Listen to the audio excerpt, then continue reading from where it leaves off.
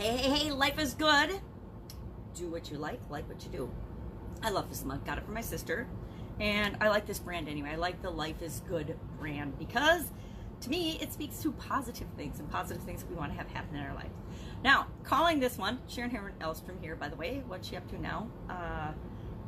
Today, I'm calling this one Just Do It. And I'm saying just do it because I'm encouraging you and myself to take action. Just do it, go for it, take imperfect action. And why I'm thinking about this is because I announced about a week ago that on February 3rd, which is tomorrow, I would be doing a live, I said 10-day, and it's really going to be a 5-day challenge with 5 days worth of bonuses, and I'm going to make an offer at the end of it. Now, I spent more time thinking about the offer this week than I did planning out the challenge. Now why?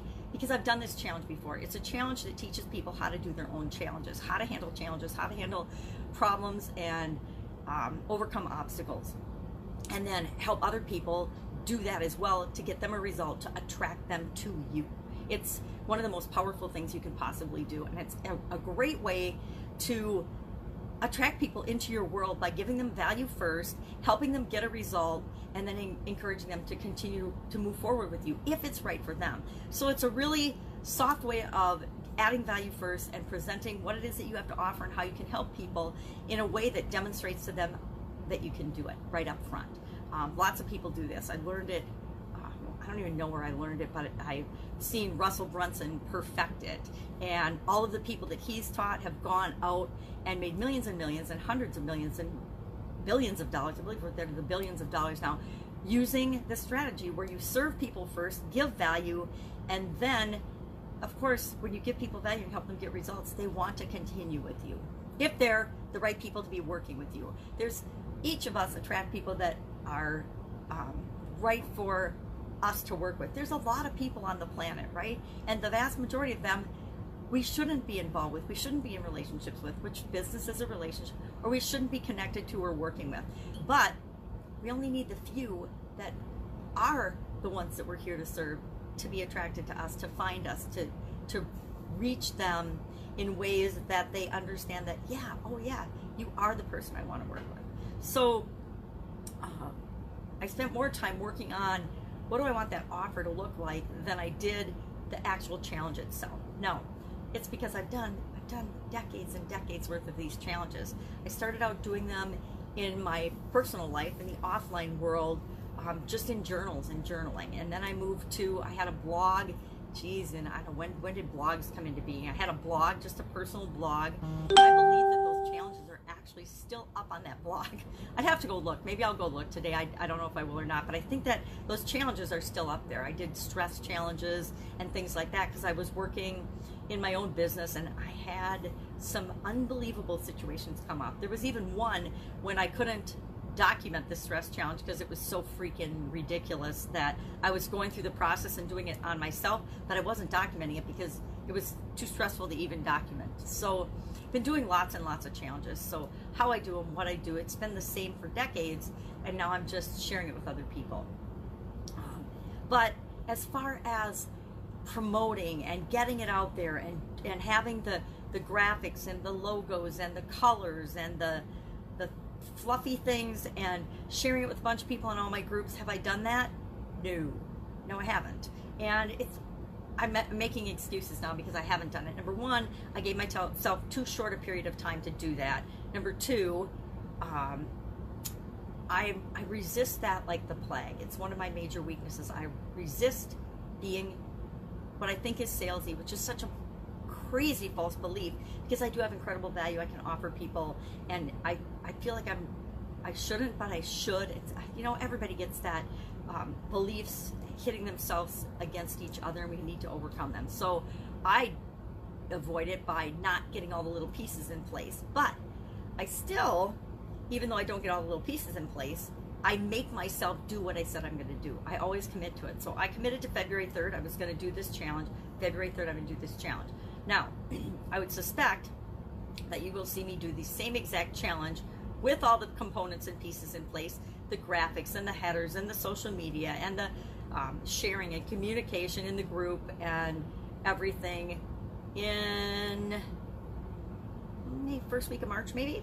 I think I will make it a shorter period of time and actually launch it in March instead of trying to hurry up and do it in February. So normally I would wait longer before I would launch it again, but this is kind of like my trial test run to get the main working components right in it. Make sure I've got the right pillars, the right stories, the right information, the right pieces, get a nice workbook together. And since I do things live and I'm visually challenged, I don't have a nice graphic written workbook for the challenge starting tomorrow. I will have it for the challenge in March, but I don't have it for now, because how I've always gotten around the workbook and my visual challenges is by giving people action items at the end of each lesson. The end of each day, you got an action item. You go out, you do this action item. And for the people that are more visual learners, I want to put together and get that in a document, a PDF, so that they can download it and have it and work on it. I quit printing things out a couple of years ago when I couldn't read them anymore. I used to be the queen of printing everything, and I just stopped doing it. I couldn't read them, so what was the point of printing all the documents out and just having piles and reams of paper and things and workbooks and things? So I need to find and get that done. I'll totally get that done. But in order to do that and decide, okay, you know, most people do a workbook and they say the things they're going to talk about. What are the key points? They have fill in the blanks and things. Well, since I do each of my lives every day, I want to say off the cuff, but it's more in my brain than off the cuff. But I just pick a topic and start talking about it. I don't have a prefab script or worksheet that I use, which I'm sure a lot of people would say that's a mistake. You should have this script, you should have this worksheet, you should have all the sales points and things in it. And I'm like, yep, if that works for you and that's how you want to run your business and it makes you more comfortable to do. And I will say, back in the days of doing real estate, when we first started doing real estate, we did create our own scripts and we didn't read them verbatim, but it gave us bullet points and guidelines to go off of when we were talking to people, until we'd done so many of them that we just always, you know, it was just second nature. You knew what to say, you knew what questions to ask, you knew how you could help people or not. And since I'm dealing with people in all different walks of life, all different industries, all different stages of their business development, and all different challenges that they're facing, it's pretty hard to make a overall script for that right now. Now, I would think in the next 3 months, that'll be a no-brainer, and I'll have a script, and I've got an idea of somebody I want to help me do scripts so that you can just plug in and it'll pop out the scripts that you can use for your challenges. But I want to do this one without that, and then I want to put that workbook together. So when I say just do it, once I commit to something, I just do it, whether all of the pieces that I should have in place are there or not. I've been doing a podcast for over 2 years. I think it's over 2 years now. I know I've got thousands of episodes, and I still don't have an intro. I still don't have an outro. I don't have music. I don't have a call to action like as an outro on that. I haven't done it yet. I've done thousands of episodes. I had, I think, 57,000 downloads. So everybody, each of us, have to do things that not only work out in the world, but that work for us. If we are doing something that doesn't feel right or doesn't work for us, then it's not the right thing.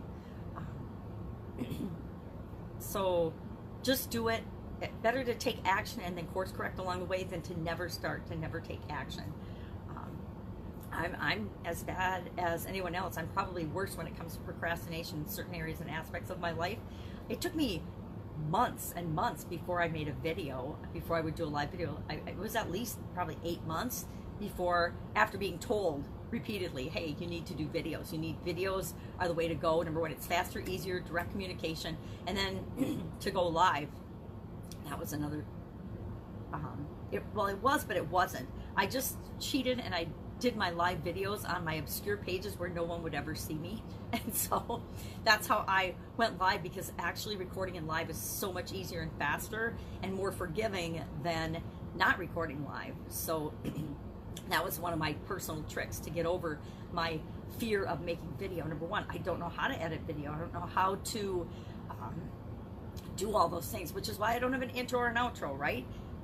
One of these days it's going to become important. I'm talking to a branding expert, and I know she's going to tell me, hey, you need to get consistent. You need to pick your brand. You need to pick your thing, and you need to, pick your colors, pick your logo, and start being consistent. Now, I've known that my whole life, right? But being a serial entrepreneur, we have a really hard time when we come online picking one thing, one area to start in and do. We forget that we didn't start with 12 businesses. We started with one.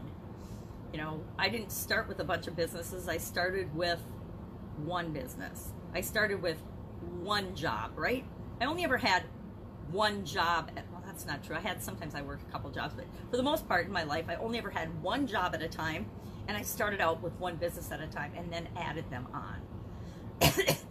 So I don't know why I would think that the online world should be any different than that. But for some reason, I deluded myself into thinking that for like 735 days now, right? Even though I've known better. So today, just do it. Commit to yourself that you're going to commit to something, and then just pick something and do it. Take an action today. Take an action today toward what it is that you want. Talking about idioms today on my live video and on Supersize Your Business, and asking people and asking you as well, what is your favorite idiom? What is your favorite saying that the individual words don't necessarily mean what the words together mean? Reminds me of synergy, right? The results of the whole team or group together is greater than the sum of the parts. So thinking about that, working on that today, working on the Live Thrive Challenge, and I'll get done what I can get done today, but I'm still going to do it tomorrow. And I'm thinking right now, 12 o'clock Eastern, noon Eastern, because that's 11 o'clock my time, so I can hop on at 11 while my granddaughter's at school, and I can get the video done. What does that mean? That means my video has to be less than an hour. And when I do challenges, my challenges usually are a 10-minute video or less. I go for that. So to me, this is a little bit of a different structure and a different way of doing things. So we'll see how long and how much I actually teach and go into each of the different pieces that I'm going to teach, which today I need to come up with what are the segments called?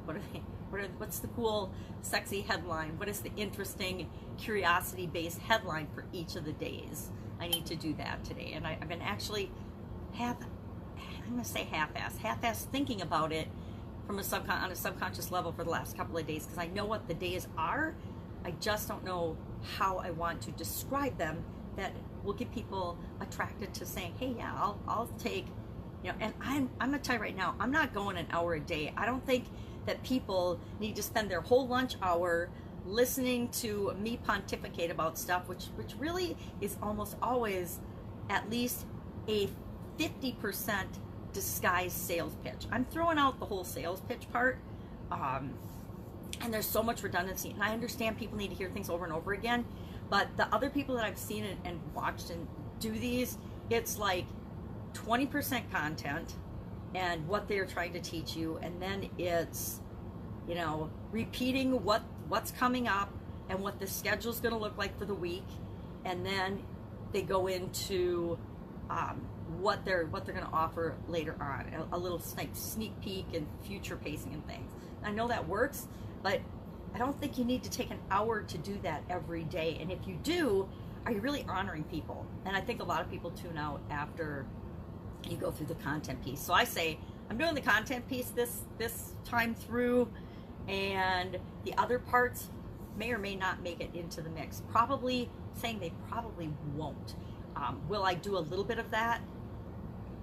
Probably not. I'll probably just say, hey, this is what we're doing tomorrow. Because on my header, if I get my header Facebook, or I'm going to do Facebook group, I'm teetering with the idea. I want to be able to do this on LinkedIn. I've never done it on LinkedIn, but I think I'll wait till March for the LinkedIn one, and I'll just do the Facebook one this time. So I'll do Facebook. Thrive Challenge page. I'm going to do it on my Thrive Challenge page, in my Thrive Challenge group maybe. So if you're interested, hit me up in the comments below, and I will send you the exact page and link that we're going to do it on.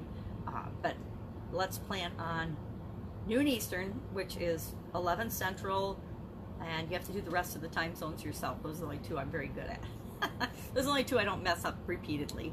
Anyway, that's it. That's all I've got today. I'm going to go get to work on that and processing my videos and doing what I do because it's a great day in the state of Wisconsin and Pajama Grandma's got stuff to do. So if I can help you in any way, hit me up in the comments below. Otherwise, I will be with you tomorrow to give you an update on what I'm doing as I transition from the brick and mortar corporate world of business to the online world of business. And hopefully you don't make the silly mistakes that I've made and you're not talking to people 700 and some days into your journey. All right, have a great day. Bye.